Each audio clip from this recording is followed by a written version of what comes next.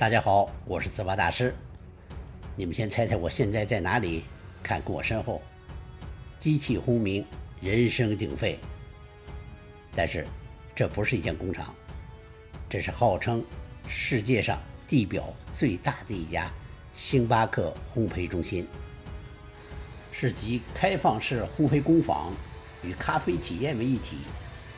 通过展示烘焙过程悄然灌输着星巴克的文化。在这次去阿拉斯加的邮轮上，每天晚餐坐在我们旁边的有一位来自西雅图的小姐姐。聊天中，她告诉我们她在星巴克工作，给我们推荐了一家星巴克去参观品尝，就是这间店。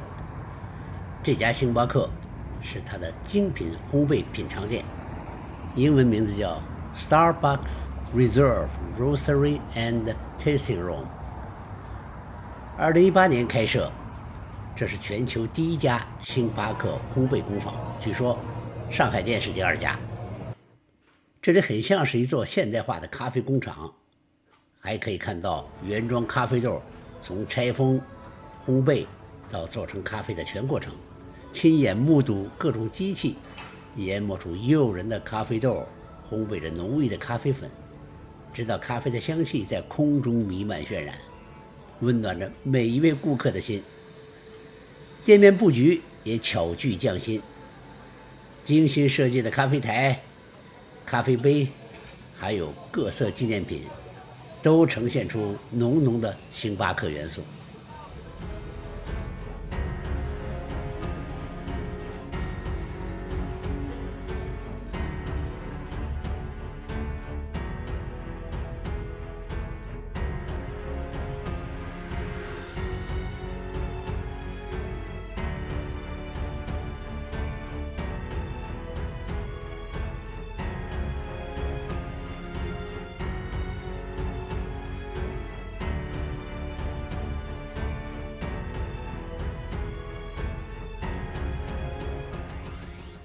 这家烘焙中心占地面积1400平方米，划分了一共9个不同的区域，所以有人称它是世界上地表上最大的星巴克。星巴克1971年成立于美国华盛顿州的西雅图，是现在上世界上最大的跨国连锁咖啡公司，在全世界82个国家里边有超过32000家分店。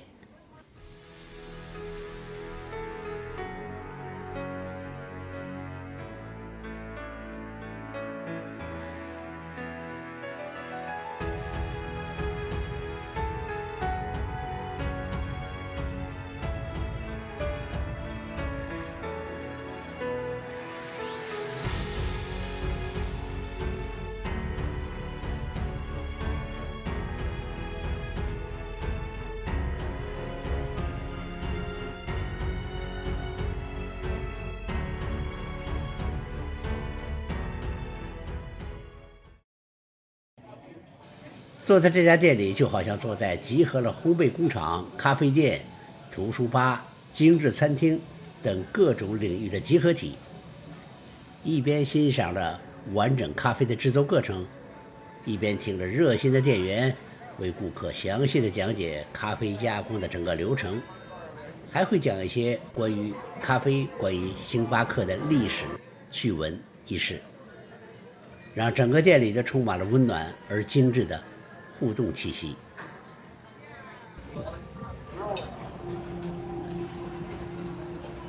正好这天还有一个媒体到这儿来采访，这是他们正在拍摄一些特殊咖啡的调制过程，也引来不少人围观。星巴克在1999年开始进驻中国，开发中国市场。中国现在已经成为星巴克在海外发展速度最快、最大的市场。目前，星巴克已经在中国内地200多个城市开设了5400多家分店。说到星巴克，不得不提它的第一间咖啡馆，也是在西雅图，在 Public Market， 就是公共市场这边。这家店现在还保留着当年的样子，就是这个。到西雅图的游客，很多人都要光顾这里。这个店现在很小，里边还是保留着当年的样子，连座椅都没有，只能买出来喝。现在已经成为西雅图的一个旅游观光的景点了。再提一个 Tim Hortons， 这是加拿大的品牌，虽然比不上星巴克，但是现在在加拿大它还是首屈一指啊。好，现在我来到了一家咖啡馆，叫 Tim Hortons， 这是一家很著名的加拿大品牌，我常来的地方。先看看外边啊，停车场很大。这是我的最爱，每次来都要点 Ice Cappuccino。温哥华离美加边界非常近，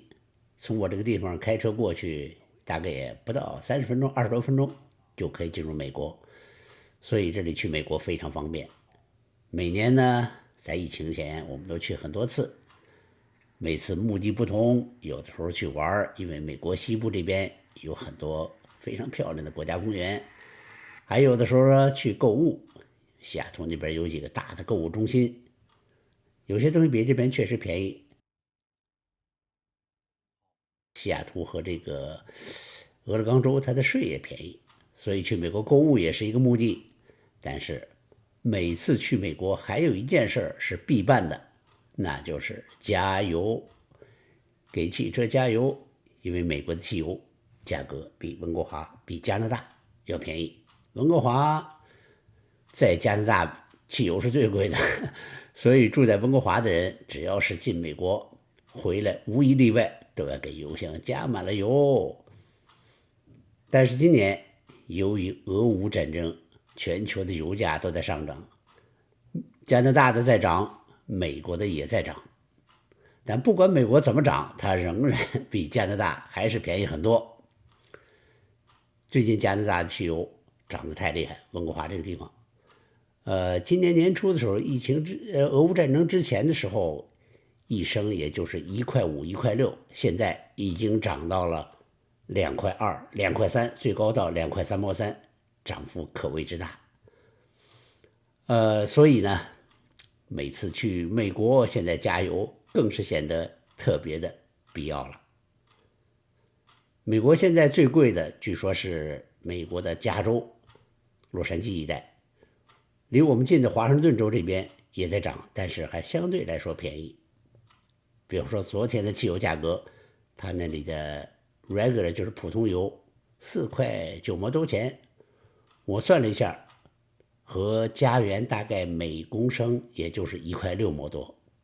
温哥华这边已经是2块2毛多，所以便宜了30%。好，本期视频就到这儿。如果你喜欢我的视频，欢迎关注、点赞并转发，